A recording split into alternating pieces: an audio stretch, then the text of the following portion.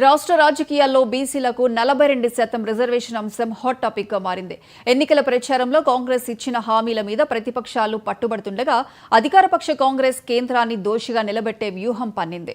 Congress, BJP రెండు జాతీయ పార్టీలను బీఆర్ఎస్ టార్గెట్ చేస్తూ ప్రజల్లోకి వెళ్తున్న నేపథ్యంలో ఇదే అంశం మీద మా చీఫ్ రిపోర్టర్ శ్రీనివాస్ మరింత సమాచారం అందిస్తారు. రాష్ట్రంలో రాజకీయ పరిణామాలు చకచక మార్పులతో కూడిన ఒక పరిస్థితులు కనబడుతున్న పరిస్థితి, రాజకీయ పరిణామాల్లో ఒక కొత్తదనం చోటు చేసుకుంటున్న పరిస్థితి. తాజాగా 42% రిజర్వేషన్లు అనే అంశం పట్ల రాజకీయ పక్షాలన్నీ కేంద్రం అంటే ఫోకస్ పెట్టినట్టుగా తెలుస్తా ఉంది.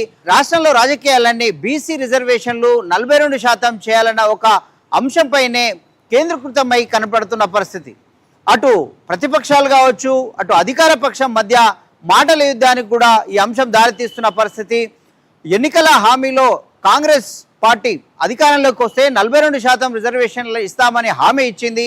ఈ హామీ మేరకు పార్లమెంట్లో నమోదు చేయాలి, పార్లమెంట్లో 9th షెడ్యూల్లో చేర్చడానికి ఇటు అసెంబ్లీలో, కౌన్సిల్లో తీర్మానాలు చేసి పంపడం అయితే జరిగింది. కానీ అక్కడ కేంద్ర అధికార పక్షంలో ఉన్న పార్టీ బీజేపీ మాత్రం రాష్ట్రంలోనే అధికారం ఉంది, రాజ్యాంగం రాష్ట్రాలకు అధికారం ఇచ్చారు, రాష్ట్ర పరిధిలోనే తేల్చుకోవాలని బీజేపీ పార్టీ చెప్తున్న పరిస్థితి. మరోవైపు ప్రతిపక్షాలు ఇక్కడ కేంద్రాన్ని అలాగే రాష్ట్ర ప్రభుత్వాన్ని రెండింటిని టార్గెట్ చేస్తూ ప్రతిపక్ష బీఆర్ఎస్ పార్టీ అలాగే బీఆర్ఎస్కు అనుబంధంగా ఉన్నటువంటి తెలంగాణ జాగృతి కూడా ఈ అంశాన్ని తెర మీదకి తెచ్చేందుకు, ప్రజల ముందుకు తెచ్చేందుకు వివిధ కార్యక్రమాలు రూపొందిస్తూ ఉంది. ఒక కార్యాచరణ కూడా రూపొందించింది.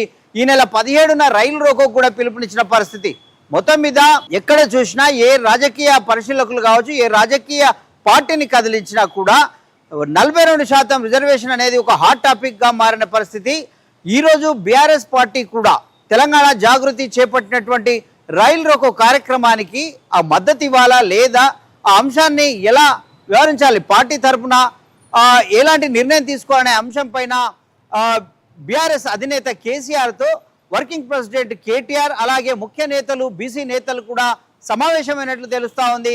నందినగర్లో ఉన్నటువంటి మాజీ సీఎం కేసీఆర్, బీఆర్ఎస్ అధినేత కేసీఆర్ను వారు భేటీ అయినట్లు తెలుస్తా ఉంది. మాజీ సీఎం బీఆర్ఎస్ అధినేత కేసీఆర్ సమక్షంలోనే ఈ చర్చ జరిగినట్లు మనకు తెలుస్తా ఉంది.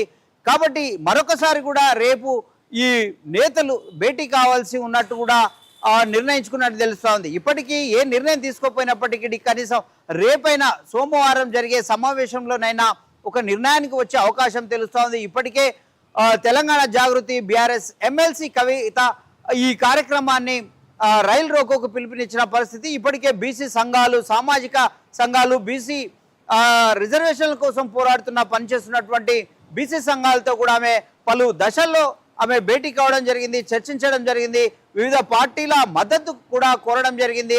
అన్ని పార్టీలకు లేఖలు కూడా రాయడం జరిగింది. బీఆర్ఎస్ కూడా లేఖలు రాయనున్నట్లు కూడా ఆమె మీడియా ముఖంగా ప్రకటించిన పరిస్థితి. కాబట్టి రాజకీయంలో ఒక స్థానిక సంస్థలు జరగనున్న నేపథ్యంలో 42% రిజర్వేషన్లు అనేది ప్రధాన చర్చనీయాంశంగా మారిన పరిస్థితి.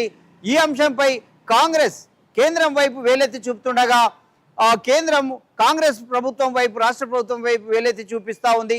ఈ రెండింటిని టార్గెట్ చేస్తూ ఇక్కడ బీఆర్ఎస్ అనుబంధ సంఘం తెలంగాణ జాగృతి ఇప్పటికే ఒక ఆందోళన కార్యక్రమానికి అయితే పిలుపునిచ్చిన పరిస్థితి. ప్రస్తుతం బీఆర్ఎస్ తీసుకునే నిర్ణయాన్ని ఎలా ఉంటుందనేది ఒక ఆసక్తికరమైన ఒక చర్చగా మాత్రం మిగిలిన పరిస్థితి, ఆసక్తికరమైన ప్రశ్నార్థకంగా మారిన